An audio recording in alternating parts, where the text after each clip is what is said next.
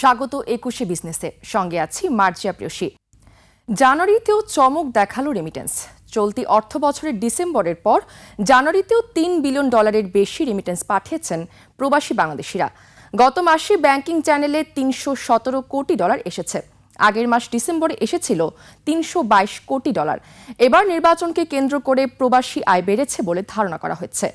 দেশের ইতিহাসে এই নিয়ে তৃতীয় কোনো মাসে $3 বিলিয়ন বেশি রেমিটেন্স এলো।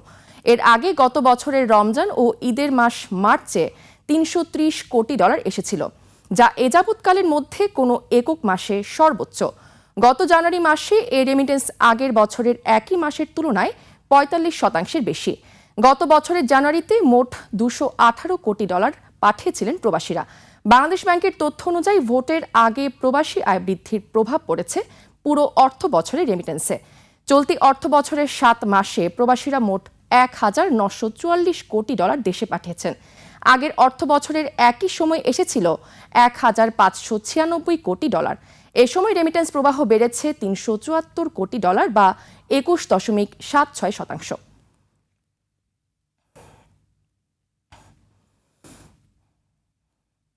চট্টগ্রাম বন্দরের এনসিটিতে বিদেশি অপারেটর নিয়োগ প্রক্রিয়াকে কেন্দ্র করে তৃতীয় দিনের কর্মবিরতি চলছে।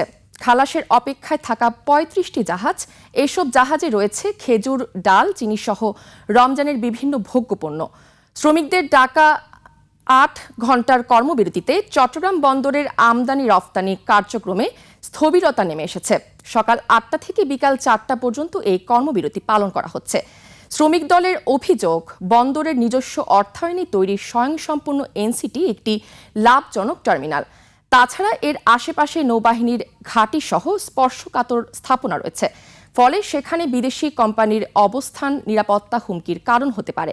এদিকে বন্দরকে কেন্দ্র করে ব্যাপক নিরাপত্তা নেয়ার পাশাপাশি বন্দর এলাকায় যে কোনো ধরনের সভা ও মিছিল নিষিদ্ধ করেছে সিএমপি।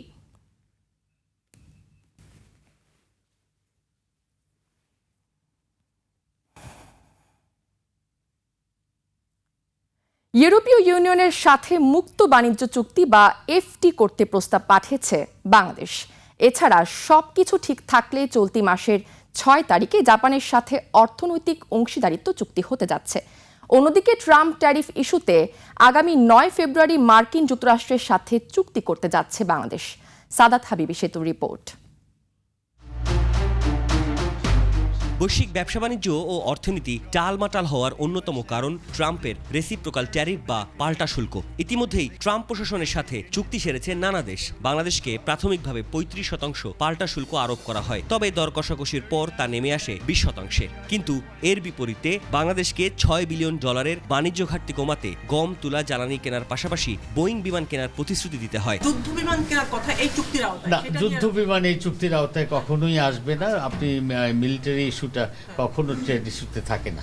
গত বছর মার্কিন বাণিজ্য বিভাগ ইউএসটিআর এর সাথে একাধিক বৈঠকে যুক্তরাষ্ট্র থেকে গম, ভুট্টা এসেছে বাংলাদেশে। জ্বালানি ও বোয়িং উড়োজাহাজ কেনার বিষয়টিও আলোচনায় রয়েছে। যুক্তরাষ্ট্রের সাথে এসব বিষয়ে চূড়ান্ত চুক্তির খসড়া ইতিমধ্যেই সেরে ফেলেছে বাণিজ্য মন্ত্রণালয়। ঠিক হয়েছে চুক্তির দিনক্ষণ। আগামী ৯ তারিখে রেসিপ্রোকাল ট্যারিফের চুক্তিটা স্বাক্ষর হওয়ার একটা ডেট আমরা পেয়েছি। তো এ ব্যাপারে চুক্তির খসড়া এবং এই তারিখেই স্বাক্ষর করার জন্য এটার একটা অনুমোদন চেয়ে আমরা সাবারি পাঠিয়েছি। হয়তো কিছু কমতেও পারে। যুক্তরাষ্ট্রের বাজারে বাংলাদেশি পণ্যে বিদ্যমান ১৬.৫%-র পাশাপাশি ২০% পাল্টা শুল্ক দিতে হচ্ছে। সব মিলিয়ে শুল্ক হার ৩৬.৫%। উদ্বেগের কিছু নাই। আমরা তৈরি পোশাক খাতে আমাদের সক্ষমতা অর্জন করেছি গত ৪৫ বছর ধরে। বাংলাদেশে আমদানি হওয়া তুলার একটি বড় অংশ আসে ভারত থেকে। তবে বাংলাদেশ যদি আমেরিকা থেকে তুলা আমদানি করে ওই তুলায় তৈরি হওয়া পোশাক মার্কিন বাজারে রপ্তানি করে, তাহলে মিলতে পারে শুল্ক সুবিধা। ভারত আমাদের সাথে এই ব্যাপারে কম্পিটিটর না, কন্টেন্ডার না, কমপ্লিমেন্টারি আমরা দুই দেশ।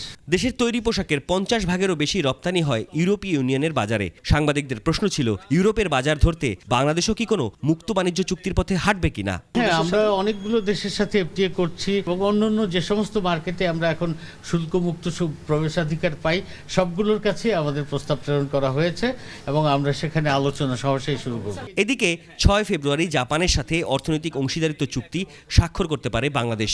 এটি হবে বিশ্বের প্রথম কোনো উন্নত দেশের সাথে বাংলাদেশের বাণিজ্য ও অর্থনৈতিক অংশীদারিত্বের চুক্তি। আমরা জাপানের সাথে এফটিএ এই মাসের 6 তারিখে স্বাক্ষর করব।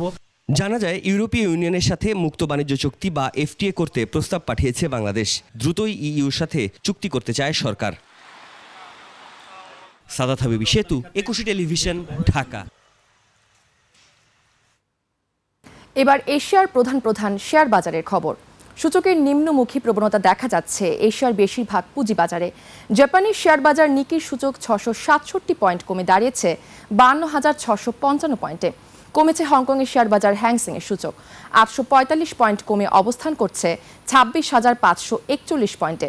কমেছে সিঙ্গাপুরের এসটিআর সূচক, এটি 40 পয়েন্ট কমে অবস্থান করছে 4,864 পয়েন্টে। চীনের শেয়ার বাজার সাংহাই কম্পোজিট ইন্ডেক্স অবস্থান করছে 4,020 পয়েন্টে, যা আগের দিনের চেয়ে 97 পয়েন্ট কম। বোম্বে সেন্সেক্স 30 ইন্ডেক্সকে দেখা যাচ্ছে ঊর্ধ্বমুখী প্রবণতায়। সেন্সেক্সের সূচক 467 পয়েন্ট বেড়ে অবস্থান করছে 81,190 পয়েন্টে। কমেছে থাইল্যান্ডের থাই স্টক এক্সচেঞ্জের সূচক, এটি 10 পয়েন্ট কমে অবস্থান করছে 1,315 পয়েন্টে। এখন জানিয়ে দিচ্ছি আন্তর্জাতিক বাজারে জ্বালানি তেলের মূল্য পরিস্থিতি। বিশ্ব বাজারে জ্বালানি তেলের দাম কমেছে। এপ্রিল 2026 সরবরাহ চুক্তিতে ক্রুড অয়েল ব্রেন্ট ব্যারেল প্রতি বিক্রি হচ্ছে $65.79, যা আগের দিনের চেয়ে প্রতি ব্যারেলে $3.53 কম। এবার জানাবো আন্তর্জাতিক বাজারে সোনা ও রূপার দাম। আন্তর্জাতিক বাজারে কমেছে স্বর্ণের দাম। প্রতি আউন্স স্বর্ণ বিক্রি হচ্ছে $4,486, যা আগের দিনের চেয়ে $407.41 কম। কমেছে রূপার দামও। প্রতি আউন্স রূপা বিক্রি হচ্ছে $73.33, যা আগের কার্যদিবসের তুলনায় $11.86 কম। এদিকে দেশের বাজারে কমেছে স্বর্ণের দাম, তবে অপরিবর্তিত রয়েছে রূপার দাম। 22 ক্যারেটের প্রতি গ্রাম স্বর্ণ বিক্রি হচ্ছে 21,535 টাকায়, আর একই মানের প্রতি গ্রাম রূপা বিক্রি হচ্ছে 625 টাকায়। আন্তর্জাতিক বাজারে গম, তুলা, চিনি ও সয়াবিন তেলের বাজার দর। বিশ্ব বাজারে কমেছে গমের দাম। শিকাগো বোর্ড অব ট্রেডে মার্চ 2026 সরবরাহ চুক্তিতে প্রতি বুসেল গমের ভবিষ্যৎ মূল্য দাঁড়িয়েছে 531.25 সেন্টস, যা গত দিনের চেয়ে 6.75 সেন্টস কম। আন্তর্জাতিক বাজারে তুলার দাম কমেছে। মার্চ 2026 সরবরাহ চুক্তি অনুযায়ী প্রতি পাউন্ড তুলার মূল্য দাঁড়িয়েছে 62.39 সেন্টস, যা গত দিনের চেয়ে 0.78 সেন্টস কম। বিশ্ব বাজারে কমেছে চিনির দাম। মার্চ 2026 সরবরাহ চুক্তি অনুযায়ী প্রতি পাউন্ড নাম্বার 11 চিনির মূল্য এখন 14.27 সেন্টস, যা এর আগের কার্যদিবসের চেয়ে 0.43 সেন্টস কম। বিশ্ব বাজারে কমেছে সয়াবিন তেলের দাম। মার্চ 2026 সরবরাহ চুক্তি অনুযায়ী প্রতি পাউন্ড সয়াবিন তেলের মূল্য এখন 52.68 সেন্টস, যা এর আগের কার্যদিবসের চেয়ে 0.83 সেন্টস কম। এবার টাকার সঙ্গে প্রধান আন্তর্জাতিক মুদ্রার বিনিময় হার।